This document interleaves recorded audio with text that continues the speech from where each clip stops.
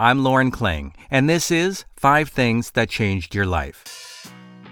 Each episode, I sit down with a special guest and ask them to share 5 stories, events, or experiences that had an impact on their life, like a person who helped them decide a path to take, or a place that completely transformed the way they think.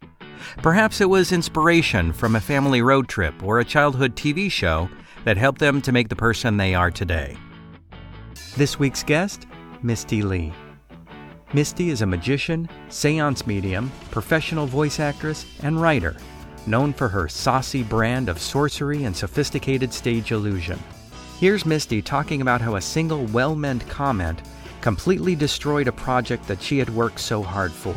We had a production team ready to do this play. We had actors in place to do this play. Like, everything was ready. And I was told by somebody who was accidentally insensitive. This was not deliberate, but at the time it was. You do realize that if this goes, they're going to go with a name who's more attractive and talented than you. And all of a sudden I completely deflated. And I wanted nothing to do with the project because all these important people were so excited and none of them had told me no. But this person who is supposed to be my support system and is, trying to save me. This is how LA works. You haven't been here very long.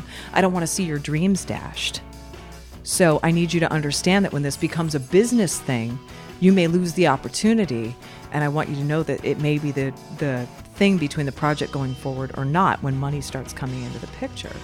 And I went, oh my God, you don't believe in me. I don't believe in me either. And it died. Joining me as always is my co-host, Alan Ng. And now, here's our interview with Misty Lee.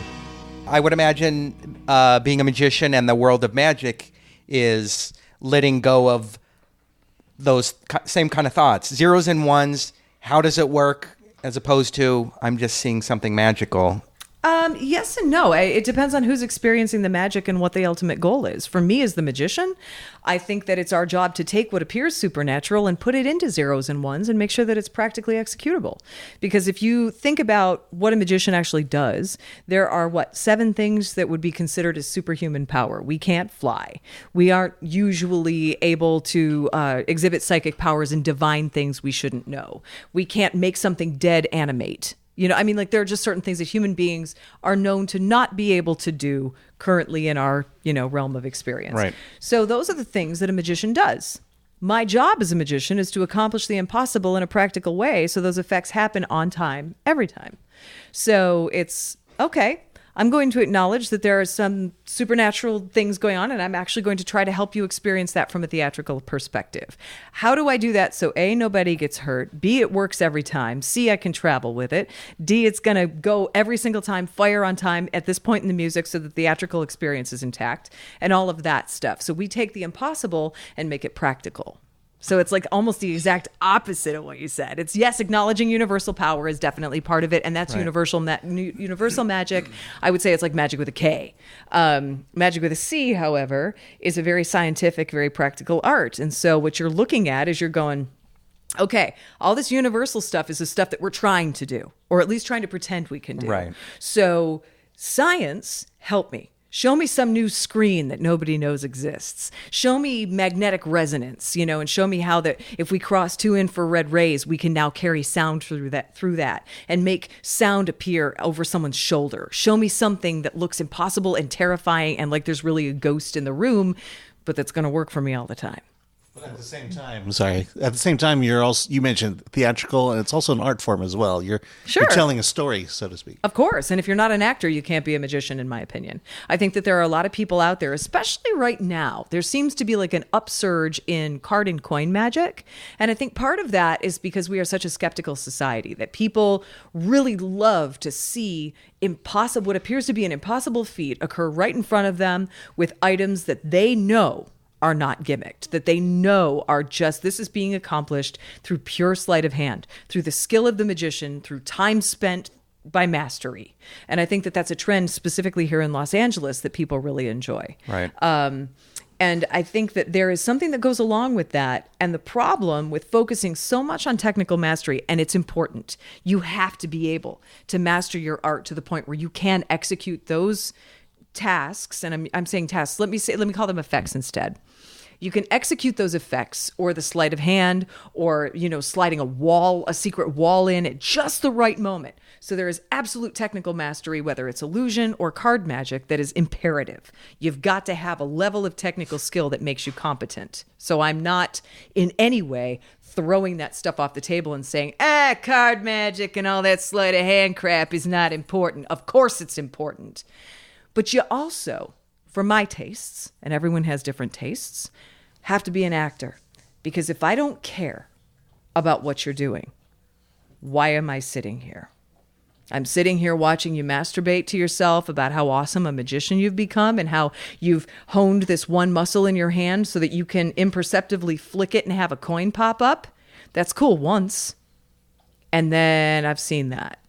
And you may have spent 6 months or 2 years learning how to do that. Roll a coin. Well, after about 15 minutes of rolling a coin, it just isn't that interesting. And if somebody's doing stuff like popping up a coin in their hand, rolling a coin down their fingers, and they're just doing, making cards, doing card flourishes and doing different shapes with cards, or flicking a pen and doing interesting things with a pen, how long can you watch that before you want them to be a human being? Right, got it. Right. So then where do you see the world of mediums and psychics, those who say and can actually reach out to the other world? I say that I can usually explain it. And I'm not saying it isn't out there. I haven't personally experienced it. I am not omniscient, so I have no idea what's in the universe. I've never been to Nepal. I don't know anybody there. There are millions and millions and millions of people in India. One of them may be a legit psychic. And I got to be honest with you, if I had those skills and abilities, I wouldn't tell anybody. Because every single one of us has lost someone about whom we care. And if somebody could legit talk to the dead, and again, I'm saying it might be out there, because I don't know everything. But if I could personally, legitimately talk to the dead, I would know that every single one of us has lost someone we love. I would want to talk to that person just to get one word maybe from Grandpa. Also to get personal confirmation that there is life after death, that I'm going to be okay, that everybody still loves me. All the proponents on which, Victorian spiritualism was based, which is, for your listeners who don't know, Victorian spiritualism was very popular at the turn of the century. Spiritualism absolutely still exists. There are still people who practice it. It is the religion, not just the practice, but the religion of going to see a medium who provides proof and lessons from or messages from the afterlife.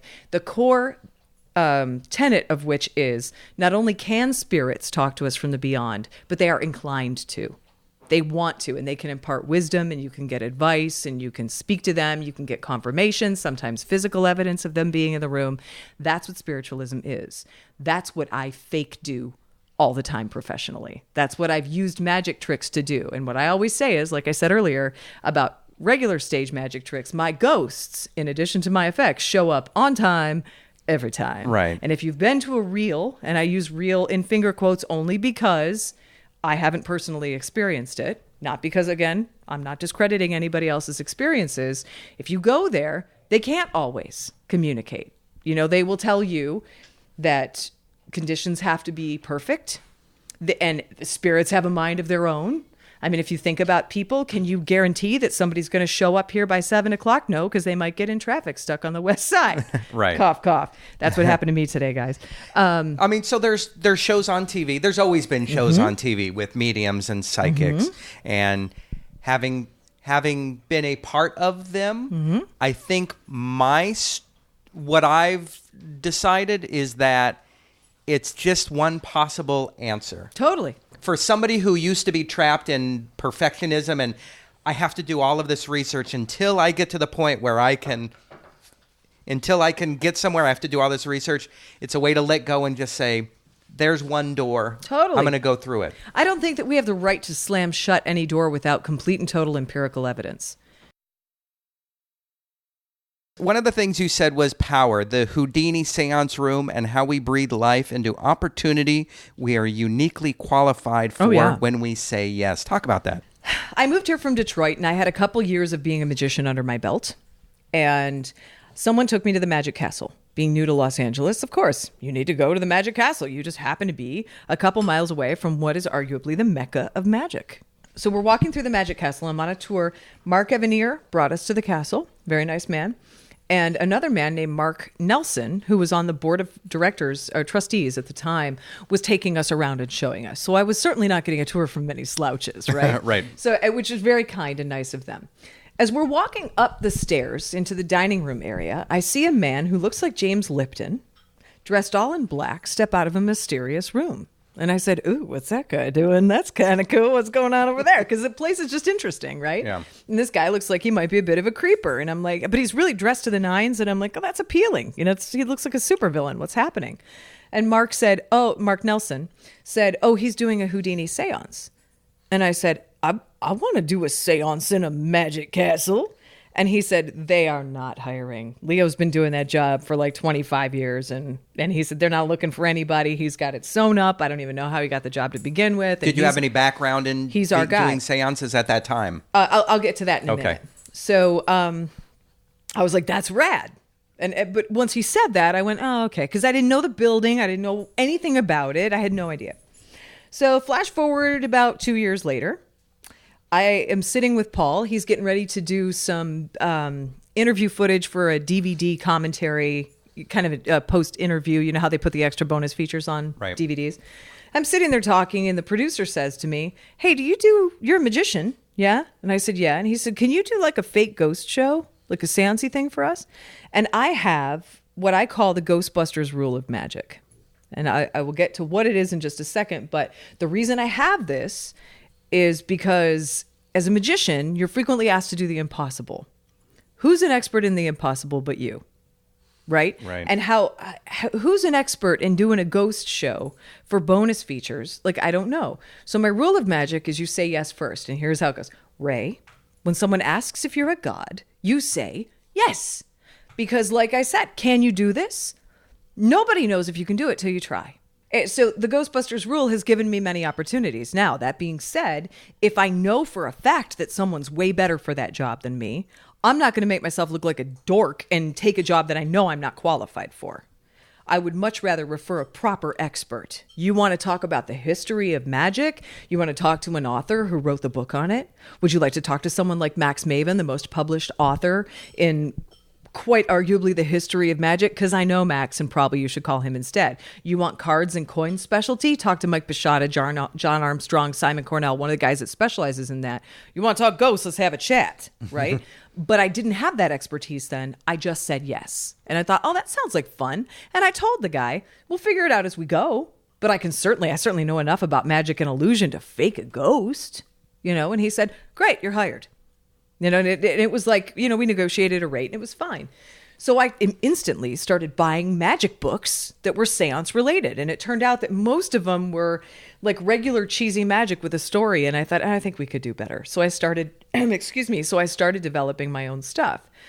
So that happened. And what he was offering me was to do the bonus features on the 25th anniversary of Poltergeist. Wow. When they were releasing it. I didn't know what it was for. I just knew it sounded fun. So they brought me in as a magician and theatrical seance medium. And I specified theatrical because I am not a psychic.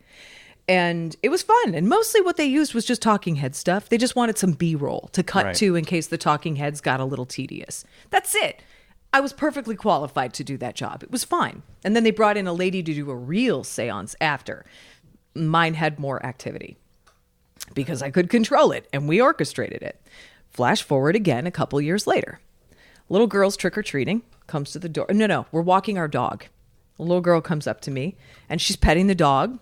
His name was Worf, and which we actually, interestingly, did not choose. He came with that one. We just really liked it. And we're like, oh, you're totally Worf. And we were walking him. This little girl came up and was petting him, and she said, do you live at the house with the magic trailer? Are you married to the magician? And I said, I am the magician. And she was like, do you think you could help me do my talent show for school? I've been wanting to get into magic and I'd really like to try. And I said, you bet. Because when a kid asks you for help for something that you have an interest in, you say yes. Mm-hmm. Right? Same Ghostbusters rule of passing it on. You say yes. Right. So I'm working with this kid. I don't know who she is. She's just a nice girl that lives on the corner. Still, she lives there. She's going back and forth to college. She's 20 now. Wow. How old am I? So I'm working with this kid. She does a great job. Well received. She'd been bullied at school. Now people think she's cool because she put a sword through a teacher's neck. right? Because I'm creepy. I don't do normal shit. So now she's confident. And it's kind of instilled something new in her. She likes to perform. This is an option she never had. She didn't really think about this before. Halloween rolls around and she comes to trick or treat and her dad's with her.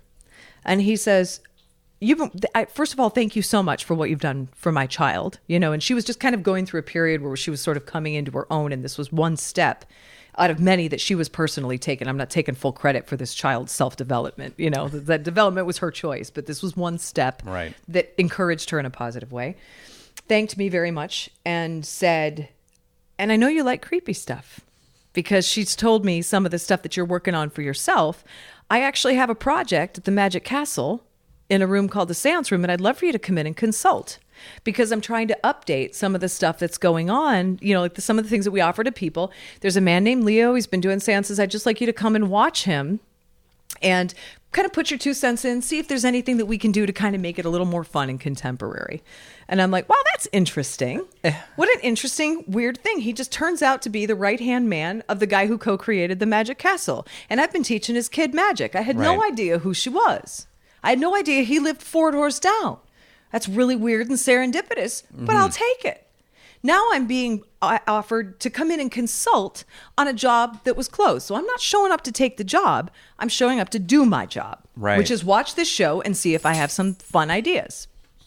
At the end of the show, Leo did a great job, does a fine show. Show's fine, but I'm noticing that, there are a couple things like they're using this theme. And I feel like, like maybe we could write our own music and we could get a little darker. We could, And at the end of the show, Tom said, do you have any ideas? I said, well, it's a very haunted mansion. Is that what you want? And he said, no, we want to go full on horror movie. And I said, okay, now we're talking. Let's have a conversation, right? So I start talking and Leo, the seance medium, says, you obviously have not only an affinity, but a knowledge for this stuff. And we talked about it and he was like, this is great. And we made friends because Leo wasn't threatened. He's had the same job. He knows I'm not there to take his job, right? So he doesn't care. And it's unusual, in that I've heard on camera can be a little competitive. I've not experienced it. I've never had anybody but kindness. I've in our industry, in any aspect of it, interestingly enough. Right. I'm either appropriate for a production or I'm not. And everyone I work with has been awesome. So I'm super grateful. And if they're assholes, I just don't ever talk to them again. But in this specific circumstance, everybody was nice and effusive and the ideas were flowing and we're brainstorming and it's a great time.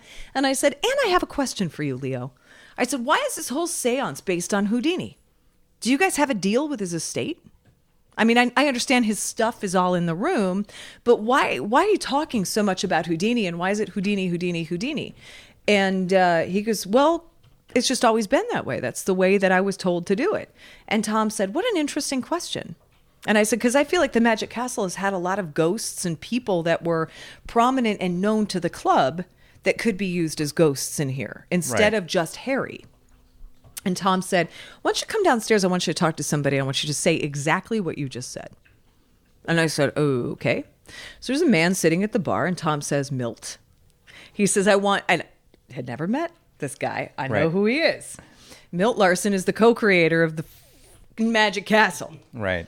And he's also the guy who put the seance show in that room. He created it from the ground up, all the magic he built himself, like all that. This is Milt's baby. And Tom said, ask him what you asked me. And I said, Milt, he said, you're Misty. I've heard that you were coming in tonight. How'd it go? I said, I'm good. It was good. It was fun. He said, what'd you think of the show? I said, I thought it was good, but I have a question. Why is this all Houdini based? Why isn't it Magic Castle or Academy of Arts, Magical Arts branded? And he said, what an interesting idea. And I said, I just feel like there are a lot of magicians that we could pull forward and perpetuate the mythos of this building and this club. And he said, that sounds like an interesting idea for a show. Put it together. You have a month. And I said, no. I said, sir. And he turned around. He was done with me. Turns around, faces back at the bar, very focused, sharp, knows what he wants. That's it. Game over. And I said, no, I did not come to take Leo's job. I am not. And he turned around and he said, I'm not giving you Leo's job. I'm giving you an opportunity to do the show that you just pitched up in that room. And you have a month. I look forward to your audition. And we were fucking done talking. We were done. It was over. And I went, oh my God, because I didn't have a seance show ready. And so what happened was Tom took me in. He said, okay, you want this job? This is how this works. This is how that works. This is what you need to know. And then I sat in the room and I said, okay, so this is what I have to do. Now what can I do? Now, how do I fulfill the pitch that I made that piqued Milt's interest, honor my original vision, and go through with it? So I put together a show, and I had to create effects from the ground up because it turns out ghosts don't haunt magic store effects, and had to innovate some things. Right. And it took me about a month and a half. Like I kind of doinked around with scheduling to give myself a couple more weeks. Mark Nelson, the guy who took me on the original tour of the Magic Castle and said the job wasn't open, now 5 years later is sitting at my table watching my audition. And he has called in Max Maven, who is arguably not only Grand High Mayor of all magic. I mean, this guy is like the king of magic, I would say, that is alive now. He is like a living legend. He would be so mad that I'm saying this, but he's been given just about every Lifetime Achievement Award, and he isn't even old. You know, I mean, like, it's like he's just so incredibly accomplished. He's had television series. He's just been there, done that all around the world, you know, well into double digits, countries visited and performed, and he's just incredible. Never met him before. Mark Nelson brings him along. Oh, sure. Sit in on my first show ever. So we go through the table, and Milt is like, like when we're all done, didn't go perfect, but he could see what the germ was, you know, and he could see that I had made a lot of changes to what existed. I made my own, you know, like I sat in there and there's like a specific part of the show where you interact with, I don't want to get too specific, but there's a specific set part of the show that should be different or is the same no matter who is performing it, because it just has to be. I took that part and still turned it on its ear. And I added some theatricality that put my personality and my take on what this room could be into the show. In addition to, there's a light part and a dark part. The light part is all the magician. The dark part is sort of a situation that occurs every time. It's like our e-ticket ride is what I always call it. So at the end, I'm going through the table. Paul was there. Leo came to be supportive, said, I'm here to help you in any way because it'd be nice to be able to take a day off. I hope you get the job. There were two of us that they were looking at, a young guy who's actually getting quite famous. His name is Rob Zabrecki, and he's sort of known for doing this dour, lurchy, sort of creepy magic. Right. He calls himself Odd Man. So it was just like every single step of the way felt incredibly serendipitous. And at the end of that first audition, it didn't go perfectly. I dropped things, whatever, but you got to go on. And I had enough improv in my background to know, to just keep moving. And at the end, everybody's moving around the table. And Dale, another fella that's been working with Milt for years, said, actually, that's a really interesting take. I really like this a lot. It's different. We've never seen anything like this in before. So I liked it. I loved it. I thought it was great. I'm pleased. This is good. Get to Max. I have notes. I'd never met him before. Right. But I knew who he was because I had loved his work from the time that I got into magic late. Right. And when I started looking at people, you always want to see, who do I admire? Whose work do I think is clean? Who's not cheesy? Who resonates with me? Did you feel like a peer at this point on that table? Oh, God, no. No, I felt like I was bowing at the Did you feel worthy of being there? Like you had worth? I felt like I wanted it, and I knew that I had worked hard, but I knew that I might not get the job, and I had to be okay with that. Does that make sense? All this hard work might have been for naught if I didn't get approval, and that was okay because the hard work was fun, and I was appreciative of the chance. And I also felt uniquely qualified to be there. And I'll get to that in just a second as well. So what happened was we went around the table. Everybody said they thought it was great. I knew it was. At least I didn't think it was perfect, but everybody else seemed very pleased except Max. And I was okay with that. And what happened was Mark Nelson said, you two should know each other. And Max said, do you have a minute? And I said, for you, I sure do. And that man whom I had never met before, who was renowned through magic for being... I don't want to use the word elitist, but he's incredibly selective with his time. How about I put it that way? He is a no bullshit kind of guy. He's incredibly direct, and he's been there and done that, and is arguably, he's the Frank Welker of creepy magic. For what Frank Welker is to voiceover, right. Max Maven is to magic. I'll put it that way, because I also learned, I got Taft-Hartley next to Frank Welker. This is ridiculous. My life has been ridiculous. So, and real quickly, he's the voice of Frank Welker. Just so people know. Oh, he's the voice of Garfield now. He was the voice of Fred from the time Scooby-Doo started, and then he took over Scooby-Doo when Don Messick passed away. Yeah. He was the voice of Apu the monkey in Aladdin.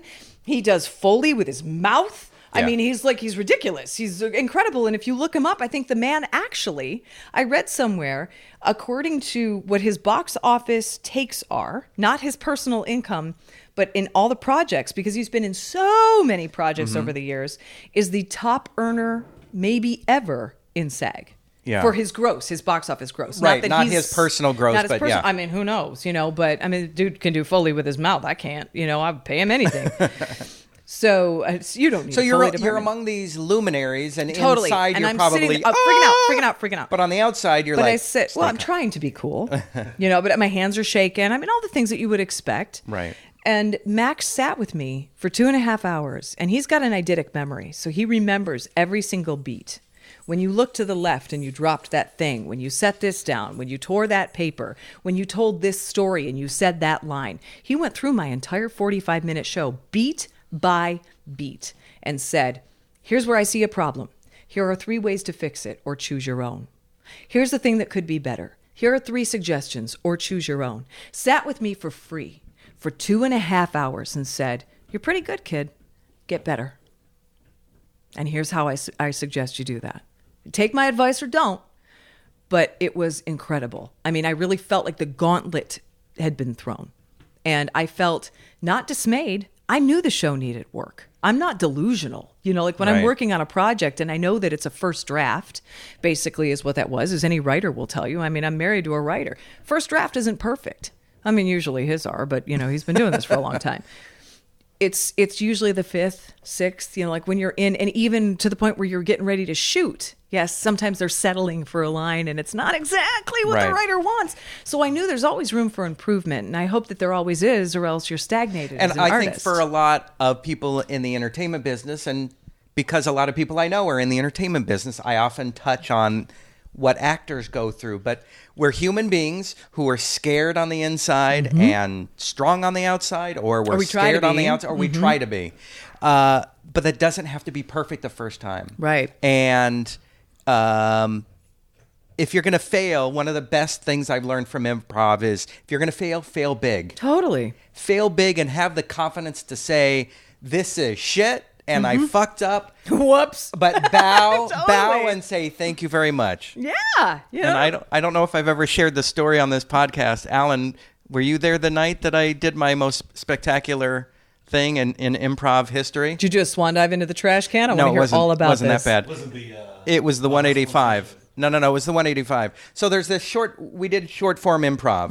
And there's a thing called 185 where all the improv performers line up on stage. You walk out and you say 185 blanks, and it's an audience suggestion. Okay. You give a joke. 185 cows go into a bar. The bartender says, I'm sorry, we don't serve cows, to which the 185 cows say, that's okay, we'll go to an udder bar. Wow, that's a lot. It's punny. It's horrible, but I love it. It's one of those, if you're going to fail, fail big. Sure. So I'm hopped up on my first and only time I've ever done Red Bull before a show. And whatever mine was utterly failed. And there was a pun, because you just told a cow joke. Yes, and we're back on utter again. And it utterly failed, and even the crickets weren't even chirping. Yeah. So I run off the stage. Oh no! Out the door. People are like, where did Lauren go? I run out into the audience, sit in the second row, and start laughing my ass off. Oh, that's hysterical. And it was my proudest moment because it taught me to just release. If you're going to fail big and do something crazy. Well, also think about the people that go to see an improv show. Yes, they're partially there because it's what for the most part, they're partially there because they expect to be entertained. But they're also there because you're taking a chance. So very much like your teammate, oftentimes a lot of improvisers go to watch other improvisers to support, to learn, and all of those things. Right. And they want to see you get brave. Right. There is nothing sexier to an improv audience than a big chance. And if you fail and go, whoops, there went my pants, it's like, oh, well. Right. They're on your side, And so for so much of the entertainment industry, it's like, yes, fail big, do that. Right. And you said that was one of the things you said, being precious, improv at Second City, and how taking risks pay off. Totally. How has improv helped you in magic? It totally changed my life. I was just telling a story this morning about a project when I first moved to LA. I had a project from Detroit that was really successful, that I was really excited about, and I wanted to bring to Los Angeles. And I got the rights from the playwright for $1, the rights from the music guy for $1. They signed everything over to me. We had a production team ready to do this play. We had actors in place to do this play. Like, everything was ready. And I was told by somebody who was accidentally insensitive. This was not deliberate, but at the time it was. You do realize that if this goes, they're going to go with a name who's more attractive and talented than you. And all of a sudden I completely deflated. And I wanted nothing to do with the project because all these important people were so excited and none of them had told me no. But this person who is supposed to be my support system and is, trying to save me. This is how LA works. You haven't been here very long. I don't want to see your dreams dashed. So I need you to understand that when this becomes a business thing, you may lose the opportunity. And I want you to know that it may be the thing between the project going forward or not when money starts coming into the picture. And I went, oh my God, you don't believe in me. I don't believe in me either. And it died on the vine. I stopped returning emails. I told everybody, I think we should go. Never mind. I don't believe in this anymore. And it just completely died. So shortly, and was he saying that with malice or? No, there was no, I truly, knowing this individual as well as I know this individual, there was absolutely no malice. There was nothing there. It was just the worst choice of words maybe ever. Yeah, I absolutely do not believe that there was any malice involved in this whatsoever. I think there was nothing but, I'm really worried about you because this could be really big. Which I think that's what it was. Which probably scares that person to totally, think totally. How will it affect my life depending on how they're related to you? Right. So yeah. Totally. Right. So I don't think there was any malice whatsoever. I think it was just coming from a place of fear, but fear wasn't invited to the table until they sent an engraved invitation. Does that make sense? And you weren't expecting fear. And I was not expecting to be blindsided like that. And I definitely wasn't expecting to have all the air let out of me like someone had put a decompressor in my, like in my valve. Right. I mean, I was just toast. And I stopped that project. Shortly after that, I did a magic show and a friend of ours came and said, you don't know who you are. Because at this time I was very insecure. I had just come to LA. I wanted badly to fit in. This had just happened. Mm-hmm. And I went, oh, okay, well, I'll focus on my magic, I guess. Forget this project, which sucks because it was a zombie project. And this is before Walking Dead came out. It was so funny. And it was, it was like before, it was like in the vein of Point Break Live. It was just great. And I still believe in the project, but now the time has passed. You know what I'm saying? Like right. It would look derivative at this point, whereas it was groundbreaking then. Got it. So all of that aside, I tried to do the same thing and make everyone around me happy. People around me in LA who had very specific opinions, or so I thought, who I was trying to impress and be loved by, friends, family, everybody. I tried to go the route of, well, what should a female magician be? I guess I'll wear a tux. I guess I'll do tricks that, box tricks, and I'll have beautiful assistants, and I'll do all these normal, safe choices that fit into this archetype. And our friend Eddie Gordetsky, who is a producer and he's worked on Big Bang, he's co-creator of the show Mom. He's just a great guy. Came and saw my first venture at the Colony Theater. And everybody was saying, you can't fill that theater. It's huge. It's 400 seats. Nobody's going to come. I did it. We filled it 3 times and I was a nobody. And as a result of all the publicity and stuff, I ended up, some guy in Variety said, well, magicians like David Copperfield, Penn and Teller, and Misty Lee. Show hadn't even happened yet. And I'm going, what the hell's going on? This is crazy, right? It was just because he had seen my name. And it was like, and there were no female magicians in town yet. They're popping up all over like a disease now. But back then, I was the only game in town, but I wasn't ready yet. And Eddie saw the show. And I wasn't terrible, but I definitely wasn't anywhere near where I am now because, it takes time. But more than that, he saw the show and he said, you don't know who you are. The stuff is well choreographed. It's fine. It's, it's decently produced. But you're going from telling me terrible punny jokes and doing a cheese sandwich trick to this seductive temptress doing illusions in themed Japanese garb. Who are you? Right? And he said, you need to go find out. And improv, I suggest, is the way to do that. And he said, because when you're on stage with nothing, you're going to find out what you think is funny, what comes out of your mouth, and it's going to make you brave. And he said, what I see is you're just not brave. And I went, that's fair. And that's love, is what that is. It's like Max said, you're good, kid, get better. And here's a key to put on your keychain. You got to make the choice, but here's an idea. Go try this. Right. When somebody takes the time to redirect you, even when you go to an audition, when they redirect you, they want you to succeed. That's the thing they tell actors all the time. Mm-hmm. We want you to succeed because otherwise we're going to be here for 24 hours in a row looking for somebody. Absolutely. And they're trying to make you appropriate for their production. It's out of love. It's not personal. Even when the person is like the people you mentioned where they're like, here's what you need to do. You can take it or leave it. I'm turning around now. Totally. So what ended up happening was instead of deciding that I was crap, and that this was coming from a place of malice, which is a choice we make when we get a criticism. Mm-hmm. And it's a decision you make. Is this a toxic person who wants to see me fail, or are they making suggestions to help me succeed? And am I going to step up to the plate? Am I going to make that choice and make that effort? Do I value their advice? Eddie had written for Penn and Teller. I mean, this guy knows, he's been in the industry for a long time, and his suggestion was coming from a place of love, and he was like, hey, go get it. Right. You got to do this work to go get it. So I ended up at Second City. I asked Renee Geerlings, who's a friend of mine. I said, do you know where to go? She said, I took IFA 1 at Second City, and I think it might be good for you because there are different, for those of you who are not in California or the LA improv scene, I don't know how it is in New York and any other state, but here in Los Angeles specifically, there are several different schools of improv. They have a different focus. UCB is primarily, don't think, don't blink, just speak. It's boom, boom, boom, boom, boom. Whatever comes out of your mouth is going to be funny, but you got to get there. Mm-hmm. And then there's, IO West, where everybody comes in kind of academically. And when people lead into a scene, they come in with their head first. Well, what does that tell you? That's where their brains are. They're writing, right? Second City, and there are several others. Groundlings is all character-based. Second City is actor-based. And you check in with your partner, and it's team-based. At least it was when I was there. You're playing games, and you're trying to make the other person look good. That's your job. We just had on Ron West, who's on another episode this season. Ron West is a Second City guy? Yep, Second City guy. And that dude knows his stuff. Yeah. Talk about no bullshit.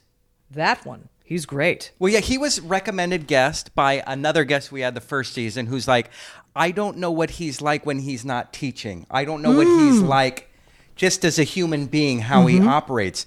And one of the things I love about this show is, and especially interviewing people that I would normally either fear or be hesitant, like these people, they're famous or they're in the business, is the humanity. I mean, everyone's... Can we also have a moment for you where we turn this and we take a look at what you have done about being afraid and admiring people in the industry? You have acknowledged, I'm afraid of these people or intimidated by them for a reason. I'm going to get familiar. I'm going to get closer to it. I'm going to learn from people I consider masters and intimidating, because that's a choice. And it's a powerful choice, and it's an educational choice that you are taking a risk, and I find it incredibly brave. I don't think it's incredibly brave that you're here necessarily because we've been friends for a long time. Right. So, I mean, you're very familiar with me, and, you know Paul, and now you know the dogs incredibly well. Yeah. I mean, you've... which you just endured, both of you over there. Not only do you have a flavor, but you're intimate now. You guys missed some really hot action going on here. They were just out of control, both of them. We've been marked. You have. You've been owned, is what you have been. Let's just say my mic hand will never be the same. Indeed. You are property of Tank now. But anyway, we're talking about people who we admire and that we may have and fears the fact of. and the choices that the powerful choice that you made to say, I want to personally learn from masters and people of whom I am intimidated, or people I admire, or people who are doing something I want to do, or I want to just learn. People who know something I don't. People who have keys that aren't on my keychain yet. I want to go see what they have to offer. Right. I want to see what they're like as human beings. I want to hear their trials and tribulations. I want to use that to get inspired, not put me off. I want to use it as an inspiration, not as an excuse. Right. But something interesting that I don't even think I've shared with Alan is that somehow being behind the mic makes me more emboldened and less fearful. Okay. It's hard for me off mic to find a mentor and to be like, oh my gosh, who am I going to find? Who's the perfect mentor? Or who can I talk to in the business? But with the microphone, I feel like it's not about me. It's about the story of them. So and that's the environment that you've created because you know you feel safe there. And again, feeling safe is part of feeling brave. Like this is a line in my magic show. I do a trick with knives. And one of the lines is, we all love to be a little scared when we think we're safe. Right. Are you safe? Are you sure? Because let's find out is what that's my whole succession. Those are the 5 lines that I always say. And I'm dropping knives on the floor as I say it, and I'm getting ready to stab them with one.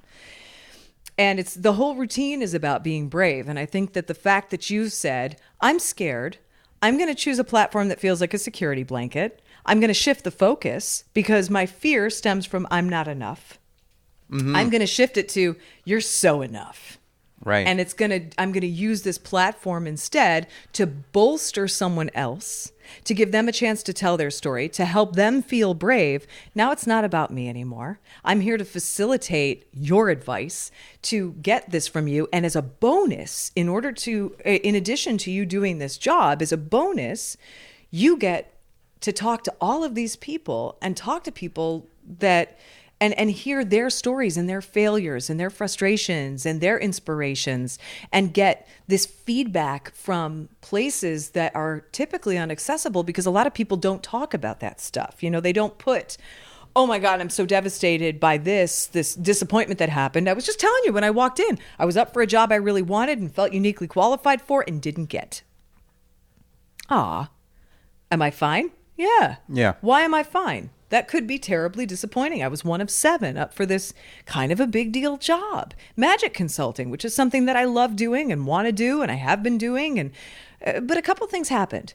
When I was walking in, a guy that I not only consider famous, he's definitely famous among magicians, definitely considered an expert, but I like his work. He's a good dude and I know him, but he's upper echelon, was walking out. And I went, wow. I'm taking the same meeting you are. That's pretty cool. That's something. I'm one of 7 and you're one of 7. And I want to be part of that 7. Make sense? That happened with me and Bob Bergen once. What happened? You guys were called back for something? It was an audition for some Christmas voiceover thing. Fabulous. He was in one group, I was in another, but it was like, did Bob Bergen just walk into the same audition I did? Yes, sir. Of course, we're all auditioning for that stuff. And that's one of the things that I say to voiceover people is, you think you want to get into this business? Go listen to D. Bradley Baker's Reel. You want to do creatures? Listen to D. Because I'm going to tell you right now, if you can't do the stuff D can, unless D is really busy or incredibly expensive, you need to be competing with D. And the job is not about being able to do a flawless Bart Simpson or being able to do a perfect SpongeBob. The job is being such a good actor that you create that voice from the ground up. This is not a mimic job. So not only do you have to have the range that these pros have, you have to be such a good actor that you have to be able to give that character life and create that iconic voice. Or the power to say no, which in my case, I said, you know what? I love voiceover. I love doing animation, but there are many others that are phenomenal. And so I made the decision to say, I don't want to compete with those others because I found something else I love. That's another thing. Something you love. I found something I love and I'm naturally great at, and I don't think people necessarily think that or believe or, they're scared. What am I going to do? I have to do something. Yeah. And the thing is, and one of the things that you specifically have been good at is you're like, I have to do something. I want to do this thing. I'm going to do what I want to do. And when it stems from a point of passion, and actually this is a good point for me to go back and finish the seance story because I'm almost done. But when it stems from a point of passion, oh my gosh, you know what? There's an even better way to say this. The guy who just won the Tony, lead actor in a Broadway musical, the quote that he gave was, "Don't waste time being anyone but yourself because what makes you strange makes you powerful." And I'm like, yeah. Yes. Like when I heard that, and that is such a good thing for people who want to be in the entertainment industry. How are you strange? How are you weird? What quirks? What idiosyncrasies? Going back to the seance thing specifically, because I said yes to that opportunity when Paul was having his makeup put on, I had a background in seance magic. because I liked this little kid, and I have a proclivity towards children and wanting to help underdogs or people who are legitimately looking for help. And this little girl was kind and wonderful, and I wanted to reach out. I met the kid that was the daughter of the dude who created this, you know what I'm saying? Right. I was, all of those events, if I had made a different choice, if I said, oh, no, I wouldn't have a background in seance magic if I had said no to that gig. If I had told the kid when she asked me, will you help me? If I said, oh, no, I can't. I'm really busy, or I'm not interested, or I don't know you. That might be weird. There are tons of reasons to say no, but there's a better reason to say yes. If the opportunity feels appropriate, if it's not appropriate, then... Right, you can't just say yes if you really are not able to. I don't recommend you just say yes to willy-nilly a bunch of bullshit. I recommend that you really evaluate and go, do I want this? Do I want this because it's good art? Do I want this because it pays well? Do I want this because it edifies me in some way? Mm-hmm. And if those three answers, if there's a yes to 33%, one of those three, I will say yes. Is it cool? Is it art? Will it teach me to be a better artist? Will I learn? Or does it pay great? And if it's 2 out of 3, it's a hell yes. Yeah. And if it's 3 out of 3, it's a, oh, yeah. Right? So, because they're not always in this industry. You can't always choose what you're offered. But all of those serendipitous events, you asked if I felt worthy of being at that table. I felt worthy of earning worth, if that makes sense. Mm-hmm. I felt like it was an opportunity that I had helped make happen by saying yes, that I was uniquely qualified for because of all the events that had lined up. I said I wanted that job the moment I walked into the Magic Castle, and I was told, you can't have that job. And I thought, okay. And I didn't think about it again. And then all these other things happened later that gave me that job. I didn't have to chase that job. It came to me. That's crazy. That's weird. And have there been opportunities that I've had that have not worked out? I tried out for America's Got Talent, not 1, but 3 times. The very first time that I tried out for America's Got Talent, they basically handed me the garbage can and said, put yourself in it and roll yourself to the curb. What they actually said was, oh, that was cute. That's exactly what they said. Now, whose fault was that? Mine. I was too ambitious. I was underprepared. What did we learn today? We need to prepare. We need to rehearse more. We can't be this ambitious. We need to be ourselves. We've chosen this project that seemed impressive, but was impossible to execute in 3 days. We should have done something from our normal repertoire. You go in and be yourself when you're auditioning for something. Now, was that different like than doing something to please them? I was trying to please them, but I was underprepared. Does that make sense? Yeah. So It was a double-edged sword. Got it. Not only was I under-rehearsed, it was something not from my repertoire I was trying to create to impress somebody else, not to make myself happy. Second time I tried out for them, they chased me out the door. Do this 45-minute exit interview. Oh my God, we're so excited to have you. All we need is some, we want to see you doing illusions, and, we just need some bigger stuff, but your personality is gold. You're going to be great on the show. This year, with 20 years of magic under my belt, somebody came and saw me at the Magic Castle and said, good Christ, where have you been? And I said, I've actually tried out for you guys twice. Now, the second year, when they chased me out the door, I decided it wasn't time because I knew that I was going to have to create custom magic. And now that I know what that means, I need a welder, I need a builder, I need a designer to help me run through this stuff. So I need consultants. And at the time that they were chasing me, I didn't have a team. And I said, I can't do this alone. This is me, and the first time I was underprepared, the second time I was overprepared because I completely understood what the job was and said, right. I understand the compass and the scope of this situation, and it is going to be so stressful for me to execute, I have to say no. And they were like, what? Are you nuts? And I was like, no, I'm not nuts. This is not appropriate for me right now. I don't have the support that I need to do the best job here. I can't do it. And so I said no. This third time, the guy came and saw me at the Magic Castle and said, where the hell have you been all my life, basically? I'm the assistant to the mucky muck. Big deal. And I want you to come. I'm personally inviting you. And they just, I can't get into the audition process because I'm not allowed to. But it was a personal invitation. It was a special, very special situation. And I was advised by him what he had seen that he thought would work well on the show. You did this magic trick. It was with an apple. It was my favorite thing. I don't personally think the apple thing is my strongest work. It's cute, but it's more, I have tentpole pieces that are solid, and all my pieces are established unless I'm trying something new on purpose. But I have tentpole pieces and swag pieces. I consider this apple thing a swag piece. I don't think it's 100% Misty. I don't think it's, zippy and zingy, but it's good. But it's not my best. but this is the guy's favorite. I know what she likes. I know what they're going to want to see from you. It's full of character. You were so fun. And I got there and I listened. I was ready to do what he told me. And I went into the room and I had my 2 girls with me. I did not bring any tentpole pieces because he was the expert. I executed the apple trick and they watched me and went, oh. Not because it's a bad trick, but it uses a typical magician's trope. And anyone who knows how magic works has seen the way this works before. This is not a new groundbreaking trick. Some of mine are. Some of them I've invented myself. Right. This is not a 100 in personality. If it was a 100 in personality, the magic doesn't matter because it's different. This was not a 100 in magic either. So I was 50 and 50. I wasn't an A. I was like a C plus in everything. I'm not saying it's a C plus trick, but you know what I mean. It's right. Definitely not if someone said, go be Misty. But here's what I learned. Was I devastated? The first time, oh my God, I wouldn't come out of the bedroom for 2 days. I was so sad because it mattered so much. And when you have just a few auditions, when you don't have a ton of auditions or another show, and improv is like this too, you take a lot more risks when you got another show at 10 and it's 8:30.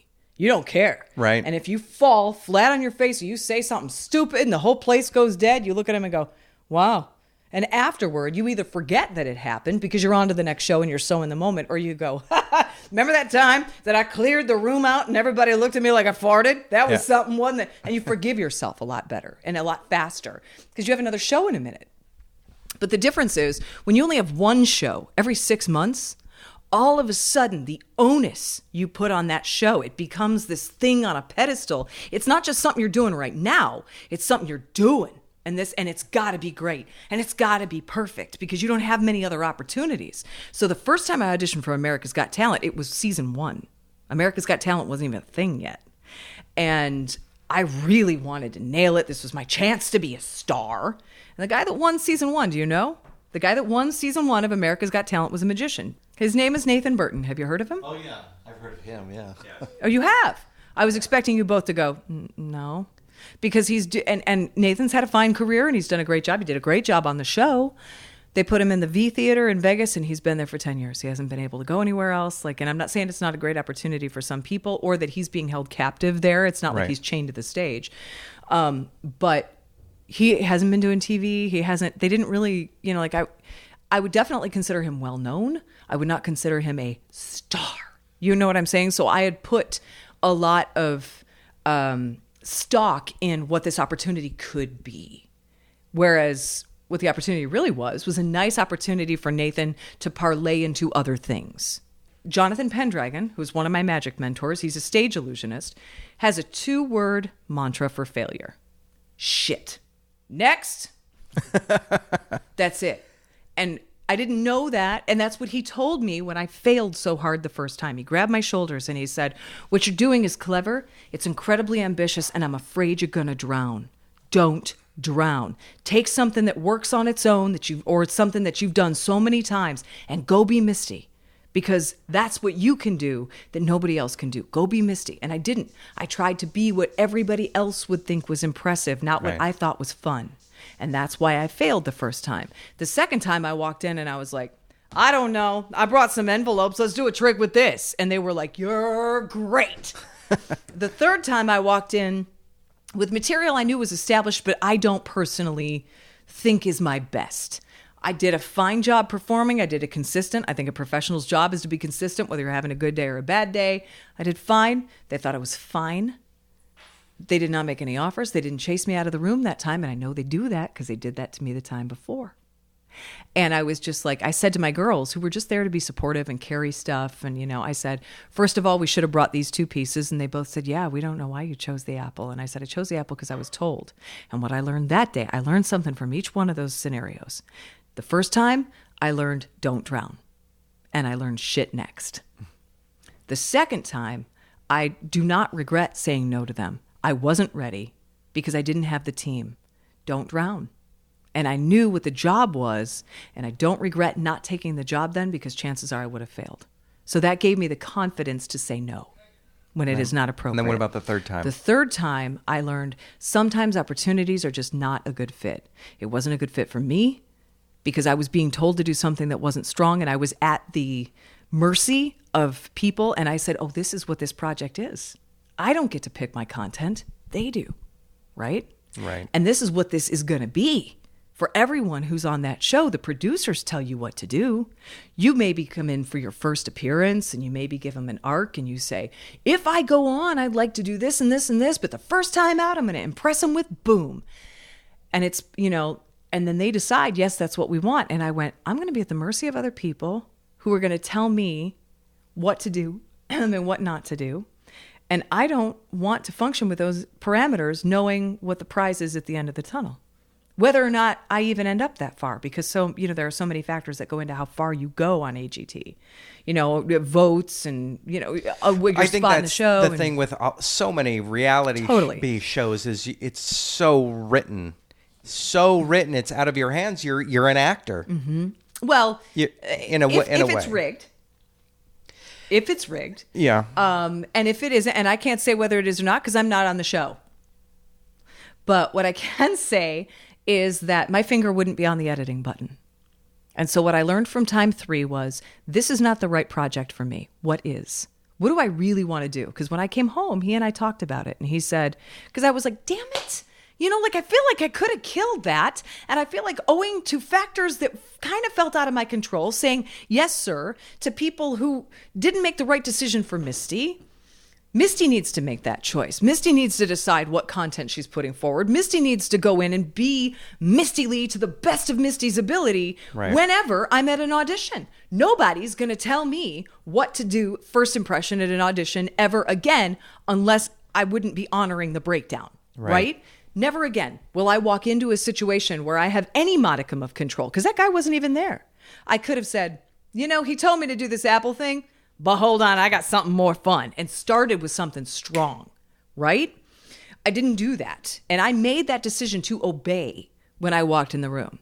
But you really don't know if you did your own thing. If I would have been cut out because he found out that I didn't do what he said. Yes. Right. Or he would have said, I told you that's not what I wanted. Yeah. You really don't know. And he was a big executive, so he might have been mad that I didn't obey him. And you put some trust in totally. What he was saying. So I was trying, and he's the expert. He works there. Yeah. I don't. But it doesn't matter. From now on, any opportunity that I have, I can read a room. And I could read that room, and I knew that the right thing to do would be to twist it and do my A game. I knew what they were looking for. The big boss's hands were shaking. She was like, oh my God, we're so excited to meet you. You're so powerful. Because hey, how you doing? That's how I walk into a room. I don't care. Yeah. I didn't care until I saw their faces fall. Then my hands started to shake. And I went, oh my God. And I lost my self-esteem. And I didn't lose my steam. I finished the routine.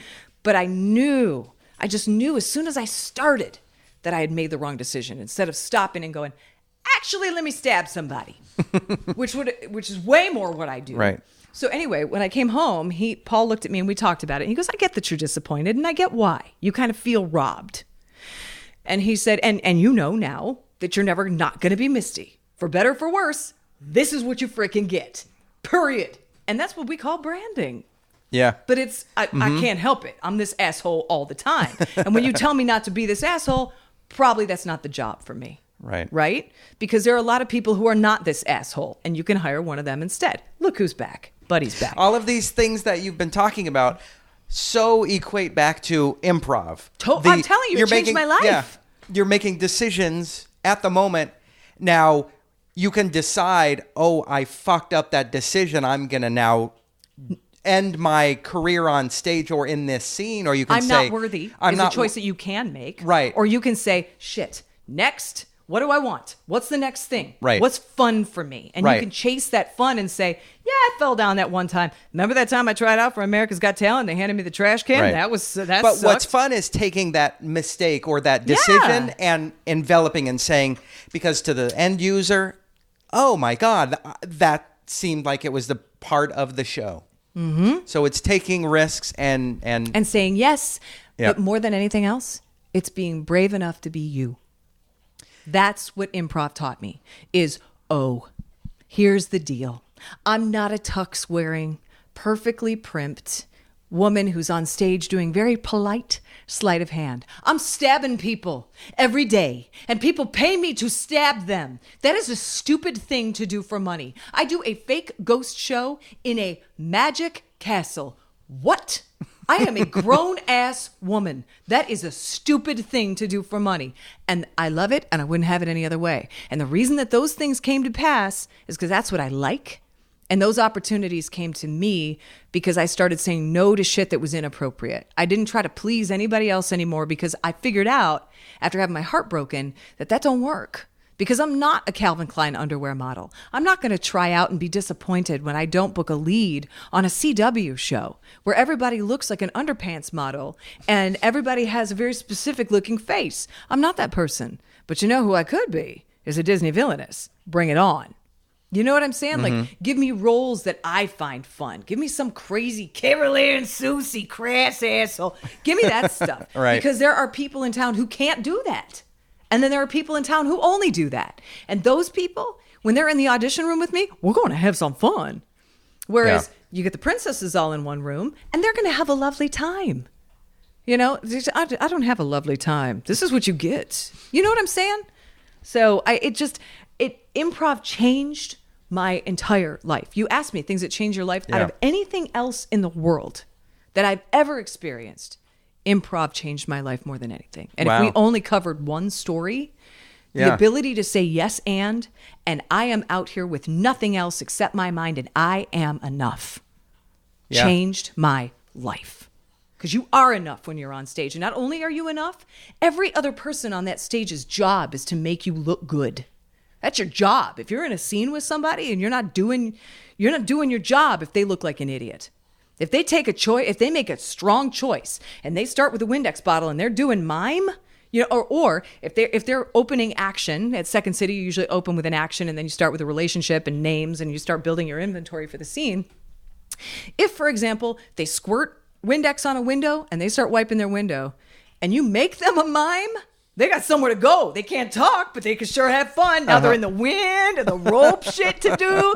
And if you're at church, that's ridiculous. You know what I mean? And I'm saying, you know, this is absurd. You know, you want things to be a little more grounded so that you can make statements on reality and all that stuff. And personal relationships, you need to be connected. You don't want to be shticky, you know, or you can if that's the show you're doing, but you understand. Mm-hmm. But it's your job to justify the choice they make. And what that does is emboldens you to make the next one. And then because they embolden you to make that choice, you embolden them to make a choice. And they embolden you, you embolden them. And it's a volley back and forth, and you're playing this supportive tennis game. Right. And standing on stage and saying, I'm enough, and I'm going to be okay. And also, it's just not that important. All the things that improv teaches you, it worked for me. I'm not saying it'll work for everybody, but it changed my life. Your true self really comes out when you fuck up more than when you follow the rules. Totally. And you have to give yourself permission to do that. Because we're human. That's what we're here for. Alan, do you give yourself permission to fuck up ever? All the time. But I think a lot of it also is finding out, well, how are you funny? How are you... what are your characters? Where are you most comfortable with? And taking those and then just building upon that. Or are you funny by making other people funny? For example, are you a straight man in a scene where you look at somebody and your superpowers come out, basically? So is your superpower the ability to observe and go, wow, that just happened? You know, like, are you the summer upper? Are you what archetype are you? Where do you always go? Like, where do they always push you? Because also in a scene, people look at you and they evaluate you and they give you what we call in improv gifts, you know? And if they're constantly giving you the gift of insurance, man, you go, why in the hell is everybody making me work at Geico? Right? All of a sudden you go, because maybe that's what they see. I'm not really auditioning for this kind of thing. Maybe I should. Now all of a sudden you start booking, you know? And also there was another thing that came right after improv called the Sam Christensen Workshop. Which I've done, the essence statements. Yes. And he helped a lot as well. He helped hone and refine what I would consider a brand as an entertainer. But it's just along that whole line of be brave enough to be you. And you're enough. Because what he did was But for those of you who don't know at home, Sam Christensen Workshop is the thing here in Los Angeles that they do for actors. And basically what they do, I think, can be distilled down into one of your first moments in the class. You sit in a chair for 30 seconds and you say nothing. And every other person in the class is given a list of descriptive terms, and they check off anything that they think applies to you. And this is they're just forming their first impression of you. They don't know you. They don't know your name. You don't do anything but sit there. And they just look. They look at how you're dressed, how you sit, and how you make them feel. And they check off any adjectives, and then you're told to tally them up. And you say, what's your top 10? There were 10 students in my class, 10 people on my thing. I had one word. I think we've all, what was your lead word? I'm sure you know. I don't remember the lead words. Oh, a cliffhanger. Yeah, all right. What was yours? Oh, you'll be shocked. Headstrong. Shocking. Without saying a word. Said nothing. And I wasn't even sitting there dressed in like normal clothes. I had jeans and a hockey jersey on. Stylish was my second one. But you know what's funny is I can imagine you sitting there and you have a way that you move your head where your hair just, like one of those hair commercials where it's slow motion, you just kind of, I'm here and I'm fabulous. I do that?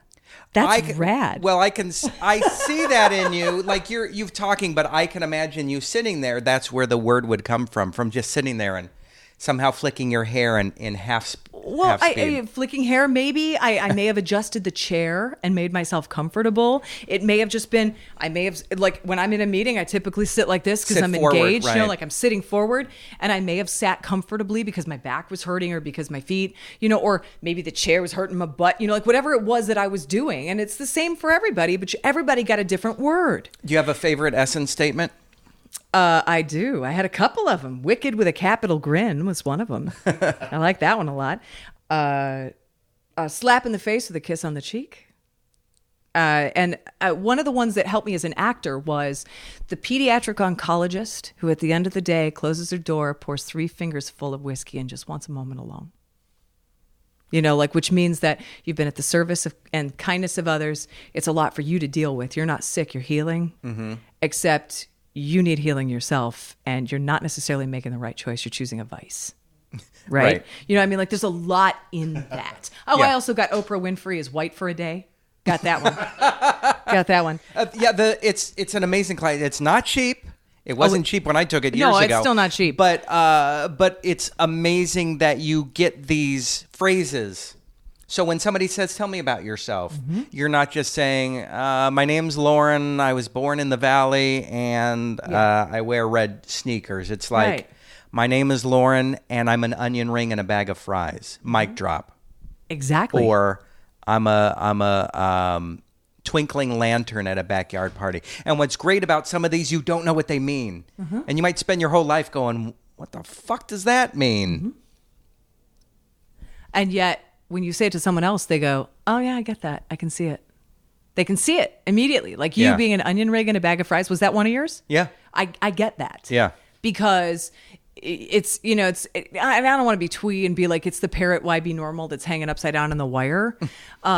But you have such a fun essence. And so you wouldn't necessarily be crispy celery, right? Right. You're going to be, your essence is that of you bring fun and entertainment, that we choose elective consumption. Does that make sense? So since we're in the point of elective consumption, junk food makes sense. Now you don't look like you don't take care of yourself. You look like you do take care of yourself. So it's elective. This is a you're treat. Getting deeper than I ever thought about it. But let's be serious for a minute. It's a treat. French fries are a treat for someone. It's it's a guilty pleasure because they're not good for you. It's all carbs. It's and onion rings are also delicious. People usually either they really, really love them or they would rather have a fry, right? Right. And so the people who love you fucking love you and they get you completely. And you have also had a very circular journey. So, all of these things make perfect sense to me, and you're incredibly unique. You're Lauren, and nobody else is. So an onion ring and a bag of fries? Absolutely, yes, you are. Wow, I never thought of it that deeply before, but I appreciate the extra layer, the extra onion layer that you've just peeled away. That's a whole other kind of thing. Oh, we're back to the cow? Really? We are. And it's the same cow pun 3 times. You know, like, I mean, it's like we didn't even get a hoof it out of here. Don't you dare start with me. We didn't do any of these. Like, you know, like, Alan, help me out I here. feel like we really. Oh, let's just keep moving along. There we go. There we go. Tell me about what's coming up. In the very close future, if you are online, you can watch us. We're unraveling a YouTube series slowly where I show the process. I've actually pulled back the curtain a little bit and showing my process in hiring a new assistant, a magic assistant, and what these girls have to do and what they're going through. And you can search for Misty Lee Casting on YouTube, and you can watch the casting process and find out who I hired. And then once you know who I hired, you see what they had to go through, and you can kind of see how skilled and talented this broad, I'm not going to give anything away, is. Because I'm giving them a hint as to what happened. You can watch them live. I also am going to be on Penn and Teller's Fool Us on July 27th. And then the very next day, we're at the El Portal in North Hollywood. So if you're local to Los Angeles or coming here for whatever reason, hell, come here for my show. You've got we've been 4 shows, right? Or you 4 dates? 3 days, 4 shows. So it's one show Friday the 28th of July, then Saturday at 3, Saturday at 8, and Sunday at 3. Got it. And so it's the same show all 4 days, you know, like we're doing the same show 4 times. The day before is Fool Us, and then immediately we start that run. Right. And then you're also a voice on anything you can share that's already out now. So I'm Lady Leodrin in World of Warcraft right now. I played Princess Leia in Star Wars Battlefront 1. That was pretty exciting. I am Red Sonja. I got to play my lifelong childhood hero in a motion comic that was put out by Shout Factory. Dream come true. Love playing Red Sonja. Recurring Big Barda and Mad Harriet on DC Superhero Girls. Wow. I just finished a stint on Ultimate Spider-Man as Aunt May and Squirrel Girl. Anyway. Oh, and lastly, social media. How can people follow you on social media? Oh my gosh. Magical Misty Lee on Instagram. Magical Misty Lee. Yes. MISTYLEE. Thank you. .com. And Misty_Lee on Twitter. And I don't know what else I should be giving you. I think that's like all the... Oh, MistyLee.com. Yeah, that's a thing. That's being redone right now. So hopefully that'll be done in the next couple of weeks. All right. Well, thank you so much Misty, for your time. Thank you so much for sharing your stories and your home. And thank you to Paul for cooking us dinner. Right? Isn't he great? And now I'm going to be disappointed if we don't have dinner with our guests. I think you should let them know that that's a thing. Yeah. You need to cook something. We expect you to cook your specialty or at least offer us a home-cooked meal that's made from scratch. Or stay tuned for our next guest, Paul Dini. Hint, hint. You want me to go talk to him? Hint. He might do All it. Right. Anyway, thank you, Misty, so much. All right. Thank you. Bye, Alan. Thank you. Bye, everybody. Follow Misty on her website, mistylee.com. That's MISTYLEE. And on Twitter at Misty_Lee. For tickets and information on her limited run magic show in Los Angeles on July 28th through the 30th, go to elportaltheater.com. That's ELPORTALTHEATRE.com. You can follow us online at 5thingspodcast.com or on Facebook at facebook.com/5thingspodcast, that's FIVE, or on Twitter at 5thingspod, that's FIVEPOD. Subscribe to 5 Things That Change Your Life on iTunes and leave us a 5-star review while you're there. We'd really appreciate it. You can also listen and download our show on Google Play, Stitcher, Amazon Alexa, or your favorite podcast service. Music by My Monthly Date. You can find them at facebook.com/mymonthly-date. For all of us at 5 Things That Change Your Life, thanks for listening.